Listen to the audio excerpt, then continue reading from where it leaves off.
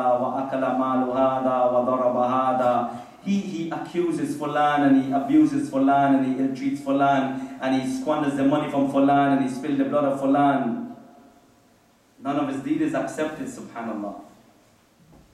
So what we need to note, wallahi, Imam Ahmad Ibn Hanbal, he was so possessive and he was yearning. He was so loving the sunnah that even if you're going to mess about, guess what? He stopped speaking to you.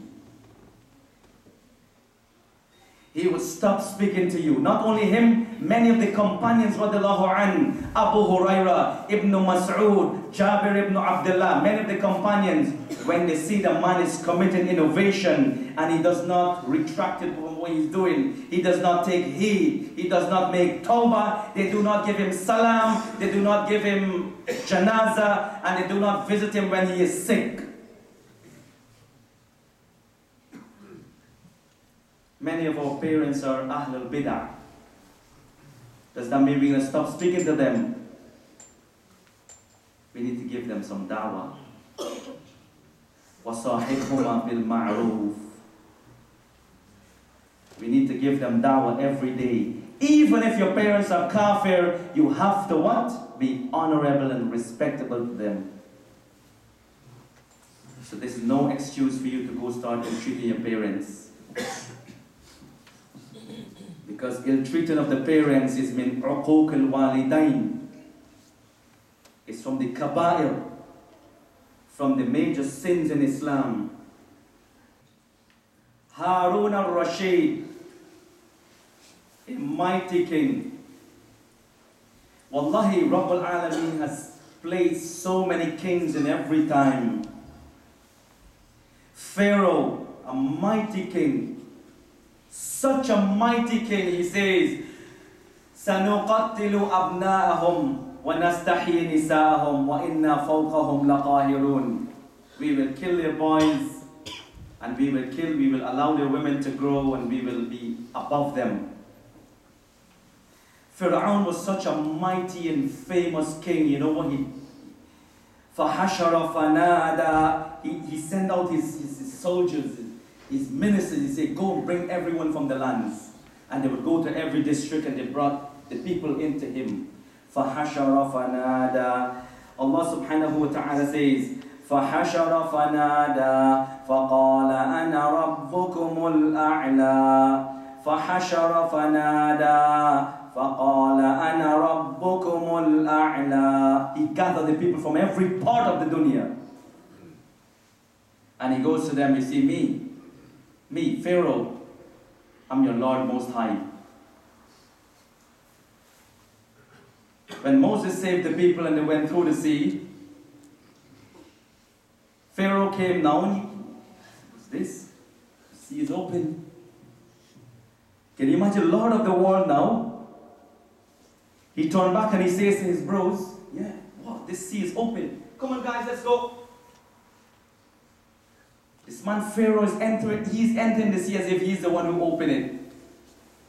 A while ago he's saying, فَحَشَرَ فَنَادَى فَقَالَ أَنَا رَبُّكُمُ الْأَعْلَى. I'm your Lord Most High. And this intelligent Lord that is Most High was drowned in the sea. Was the Almighty King. The king who bought the boy, the sorcerer, the king, the boy, the sorcerer. He wanted to really get rid of Islam. So the boy says, no, you will not be able to kill me unless you do what I say. Tie me to that tree, take this arrow and say, Bismillahi wa Rabbil Ghulam. Then you shoot me. So he gathered the whole nation and he gathered the whole people and then he said, Bismillahi wa Rabbil Ghulam. Now the whole nation became Muslim because he tried several times to kill the boy. Now this mighty king, he burnt every single person who became a Muslim. Harun al-Rashid, good man. Was he a good man? What do you say? What do you say? Yes, he was a good man. His son name was al-Ma'mun. So when Harun al-Rashid died, his son took the leadership, and the Mu'tazila, they became close friends to him. Mu'tazila became close to him. And they influenced him to such an extent that they put so many shubahat, this is kalam, and they changed this kalam. From among the kalam that they changed was khalq al-Qur'an. Qur'an is created. Imam al-Bukhari was expelled from his land because he did not agree that the Qur'an is created. Imam Ahmad Ibn Hanbal now is faced with this test of what? Qur'an, is it created or not? Imam Ahmad Ibn Hanbal, so this Al-Ma'mun sent to every single scholar and he says, do you reckon the Qur'an is created? Every one of the scholars except 4 said yes. Every one of those said yes except for 4 people. Then after a while, 2 of them from the 4 says, La, Quran is not created. So the remaining 2, and those 2 were Imam Ahmad Ibn Hanbal and Muhammad Ibn Nauth. So Al-Ma'mun says, fine, go bring them to me. Bring them 2 guys to me. Let's deal with the case now. So they took them, crossed the ocean, took them with animals.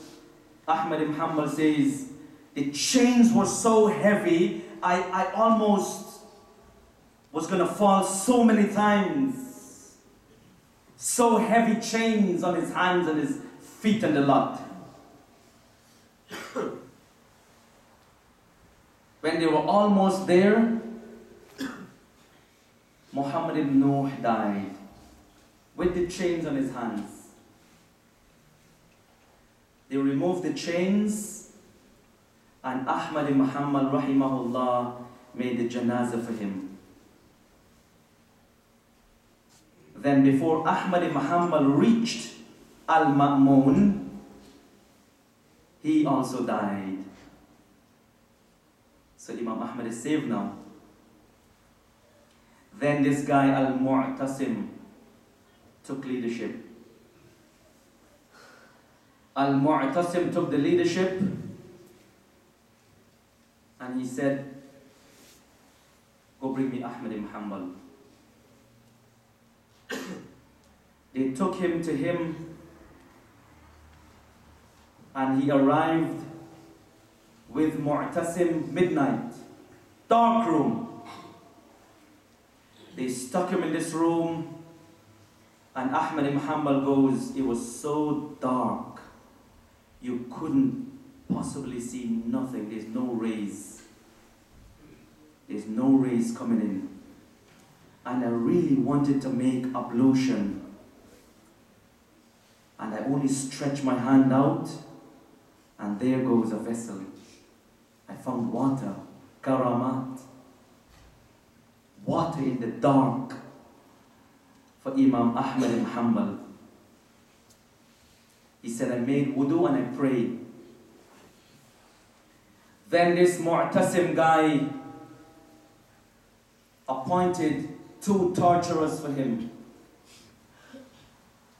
And the 2 of them would come with their whips and their swords and they would take it in turn.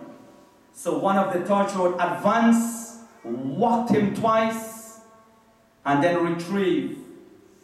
Then the second torturer comes forward, whacked him twice, and he goes back. And then the first one comes, whacked him, lashes upon lashes upon lashes, so much so that only when he is fainted, that's when they would stop hitting him. And when they're tired of lashing him, they use their swords and they would stuck in the sword in him like this. Ahmad ibn Hanbal goes, I didn't even know they were choking me with the sword. Karama.